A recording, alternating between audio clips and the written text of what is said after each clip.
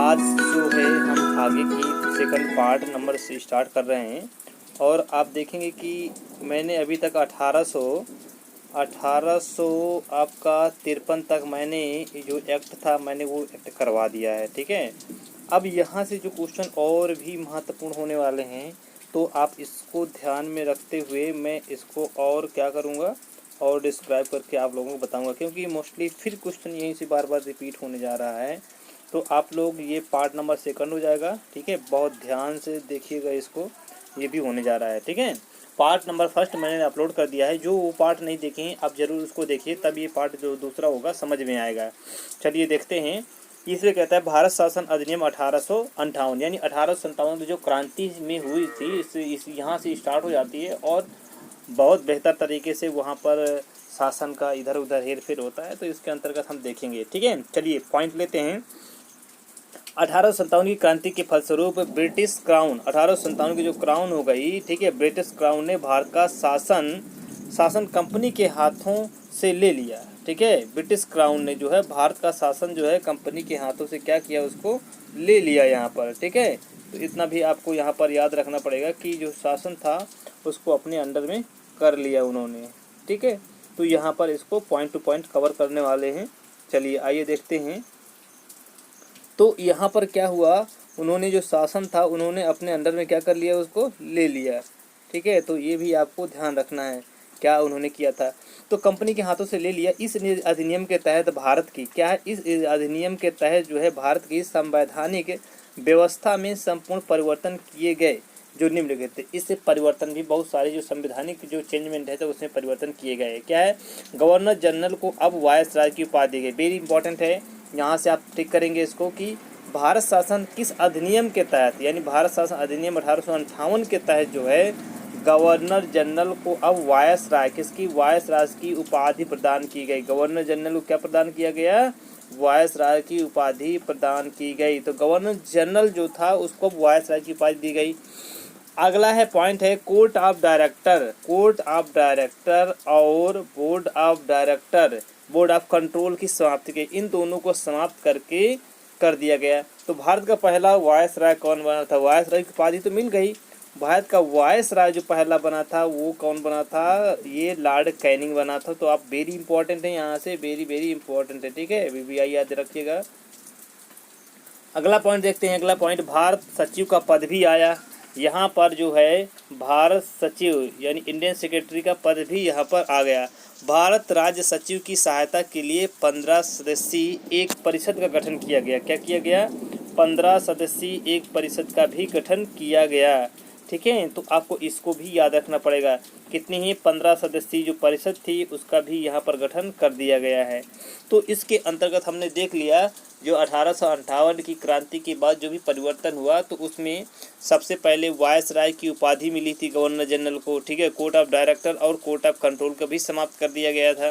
भारत का पहला viceroy Lord Canning बना है। यहाँ वेरी इंपॉर्टेंट है किस अधिनियम के तहत, ये 1858 क्या है, 1858 अधिनियम के तहत इसको बनाया गया है। इतना आपको याद रखना पड़ेगा। चलिए नेक्स्ट पॉइंट अब लेते हैं। नेक्स्ट पॉइंट ये है, इसमें ये दिया गया है कि अगला पॉइंट ये बता रहा है यहाँ पर कि भारत परिषद अधिनियम आया था। भारत परिषद अधिनियम 1861 में आया था। तो इसको आपको याद रखना पड़ेगा कि 1861 में आया है। इसके माध्यम से भारतीयों को सर्वप्रथम शासन में भागीदारी बनने का प्रयत्न मिला था, यानी शासन जो चल रहा था उसमें पार्टिसिपेट करने का मौका मिले था, प्रयत्न किया गया है उस समय। तो प्रथम बार गैर सरकारी सदस्यों की नियुक्ति की गई, यानी गैर सरकारी यानी ये हो सकता है जिसमें सरकारी लोगों ने यानी गैर सरकारी सदस्यों को उसमें नियुक्ति दी गई। अगला पॉइंट है 1862 में बनारस के राजा पटियाला के महाराज और सर दिनकर राव मनोनीत किए गए। ठीक है, तो इनको सर्वप्रथम जो है वहाँ पर नियुक्त किया गया था। केंद्रीकरण के स्थान पर विकेंद्रीकरण की शुरुआत हुई, ये भी आपको याद रखना है। वेरी इंपॉर्टेंट पॉइंट, गैर सरकारी नियुक्ति हुई थी, ये भी आपको याद रखना है। यहाँ पर बहुत इंपॉर्टेंट होने जा रहा है ये। अगला पॉइंट है 1862 में बंगाल, 1886 में उत्तरी पश्चिम प्रांत में, 1897 में पंजाब में विधान परिषद की स्थापना की गई। देखिए यहाँ पर विधान परिषद का भी स्टार्टिंग चालू हो गई है। ठीक है, तो 1862 में बंगाल में हुआ था, याद रखना है। और 1800 ये आपका 86 में, ये आपका कहाँ, उत्तरी पश्चिम प्रांत में, और पंजाब में 1897 में स्टार्ट हुआ था। ध्यान रखिएगा इसको आप पॉइंट। अगला पॉइंट ये है कि अगला पॉइंट ये कह रहा है कि लॉर्ड कैनिंग द्वारा विभागीय प्रणाली की शुरुआत। विभागीय प्रणाली क्या होता है, कैनिंग द्वारा जो है पोर्टफोलियो सिस्टम को लागू किया गया था। ठीक है, इस प्रकार भारत में मंत्रिमंडल की व्यवस्था की गई थी। तो मंत्रिमंडल जो है लॉर्ड कैनिंग के शासनकाल में ही प्रभावी हो गया था। ठीक है, गवर्नर जनरल को अध्यादेश जारी करने का अधिकार मिल गया था। गवर्नर अध्यादेश जारी करने का मतलब यही होता है कि जो भी क्या बोलते हैं कि पूरा का पूरा जो शासन होता है वो आपका केंद्र के हाथ पहुंच जाए, पूरा का पूरा एक अधिकार हो जाए। तो जैसे यहाँ पर व्यवस्था जो डिस्टर्ब हो जाती है, राज्य में स्टेट में कोई व्यवस्था डिस्टर्ब हो जाती है, तो उसका सारा का सारा जो प्रोसीजर होता है वो सीधे का सीधे जैसे होता है राष्ट्रपति के हाथ में, केंद्र के हाथ में पहुंच जाता है। तो अध्यादेश यानी कह सकते हैं कि राष्ट्रपति अगर ज़रूरत पड़ती है तो कोई अधिनियम को पारित कर सकता है, वही आपका अध्यादेश कहलाता है। तो उस समय गवर्नर जनरल को अध्यादेश जारी करने की शक्ति प्रदान की गई है।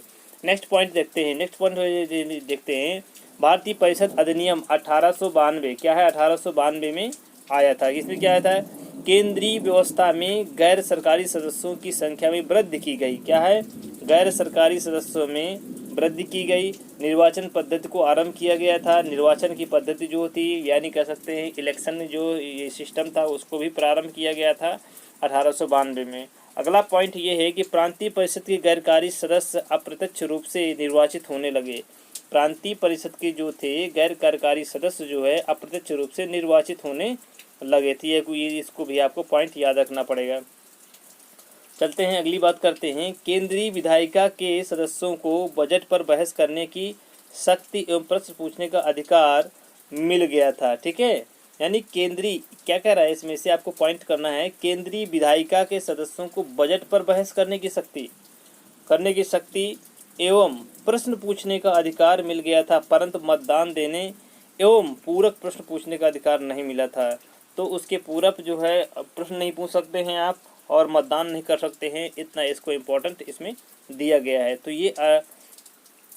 ये आपका अभी 1892 अधिनियम आया था तो उसके अंतर्गत इसको रखा गया है। भारतीय परिषद अधिनियम 1909 ये आपका देखना है यहाँ पर। इसे मार्ले मिंटो क्या है, इसे मार्ले मिंटो सुधार के नाम से भी जाना जाता है। केंद्रीय विधान परिषद में सदस्यों की संख्या 16 से 60 कर दी गई। कितनी, 16 से 60 कर दी गई थी। कहाँ, विधान परिषद में।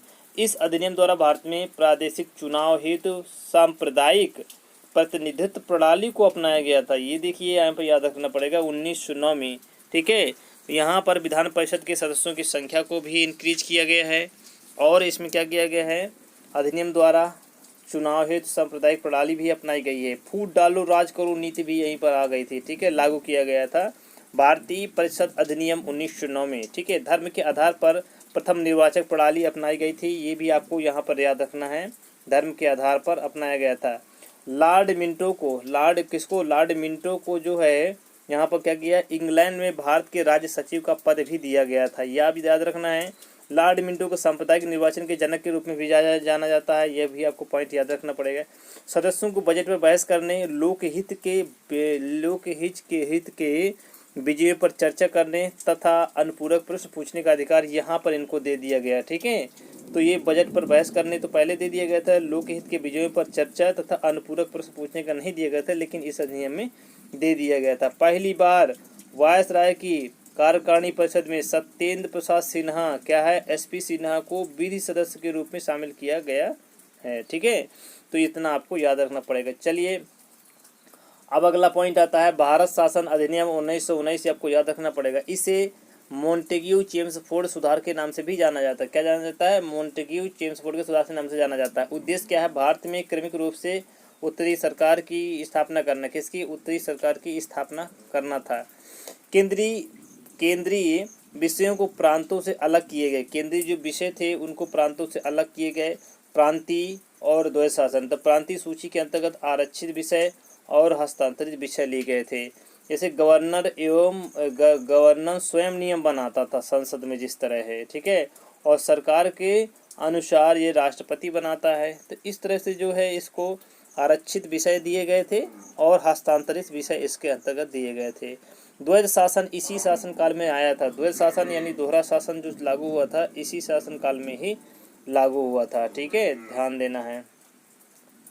अगला पॉइंट है पहली बार जो है केंद्र में द्विसदनात्मक विधायी की व्यवस्था की गई। कौन सी द्विसदनात्मक विधायी की व्यवस्था की गई थी?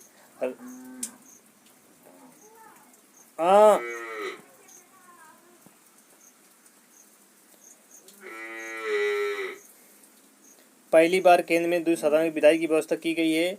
राज्य परिषद आया है और केंद्रीय विधानसभा आई है। इस अधिनियम में 10 साल के बाद उत्तरदायी सरकार की समीक्षा होगी। वायसराय परिषद में 6 में से 3 भारतीय थे। ठीक है, सांप्रदायिक आधार पर निर्वाचन प्रणाली का विस्तार सिखों, ईसाइयों, आंग्ल भारतीयों तथा यूरोपियों पर लागू किया गया है। भारत में पहला लोक सेवा आयोग 1926 में गठन किया गया है इसका, ये भी आपको याद रखना है। अधिनियम द्वारा, अगला पॉइंट है अधिनियम द्वारा केंद्रीय बजट को राज्य बजट से अलग किया गया है। ठीक है, तो ये जो आपको याद रखना है। इस अधिनियम के अंतर्गत एक वैधानिक आयोग का भी गठन किया गया है जिसे 10 वर्ष के बाद जांच करने के पश्चात अपनी रिपोर्ट प्रस्तुत करनी भी थी। ठीक है, तो 1929 में एक रिपोर्ट का गठन किया गया जो 1927 में चुनाव के कारण 2 साल पूर्व कर दिया गया। साइमन कमीशन यानी साइमन की अध्यक्षता में बनाया गया था। इसमें सदस्यों की संख्या 7 थे और सभी क्या थे? अंग्रेज ही थे। ठीक है, अगला पॉइंट है साइमन की सिफारिश पर। साइमन की रिपोर्ट जो 1930 प्रस्तुत की गई थी। पहली बार भारत में महिलाओं को वोट देने का अधिकार मिला था। प्रांतों में द्वैध शासन के जनक लियोनेल कार्टिस माने जाते हैं। ये भी आपको यहाँ पर इतना पॉइंट याद रखना है। अब देखते हैं अगला जो पॉइंट आ रहा है। अगला पॉइंट ये है कि भारत शासन अधिनियम, यहाँ से भी क्वेश्चन कई बार रिपीट हुआ है, ध्यान दीजिएगा इसको। भारत शासन अधिनियम 1935 आया था। कब आया था? 1935 में आया था।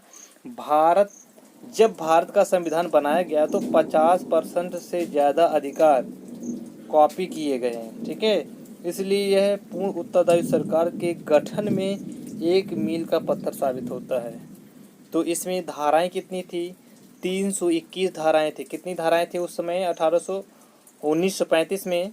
और ये धाराएं थी और 10 अनुसूचियां थी, आपको याद रखना पड़ेगा। अखिल भारतीय संघ की स्थापना भी की गई थी। अखिल भारतीय संघ की राज्य प्लस देसी रियासत मिलकर के बनाए थे। राज्य, प्रांत और देसी रियासत मिलकर के अखिल भारतीय संघ की स्थापना की गई थी।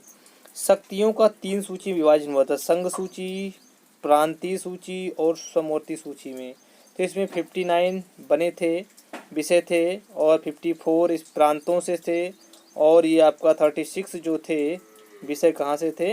ये आपके उससे थे, समवर्ती सूची से थे। तो इतने आपको यहाँ पर याद रखना है। तो ये हमने आज आपका सेकंड पॉइंट जो है आप लोगों को समझा दिया है। मैं उम्मीद करता हूँ कि ये आपको सेक्शन समझ में आएगा। आप इसको फर्स्ट एंड सेकंड पार्ट दोनों आप अच्छे से देखिएगा, तो तब तक ये आपको पूरा का पूरा समझ में आ जाएगा। और जो भी नहीं आ रहा तो मुझसे आप ज़रूर कमेंट करके बताइएगा, ये चीज़ हमें समझ में नहीं आई है तो हम इसको और आपसे समझा देंगे।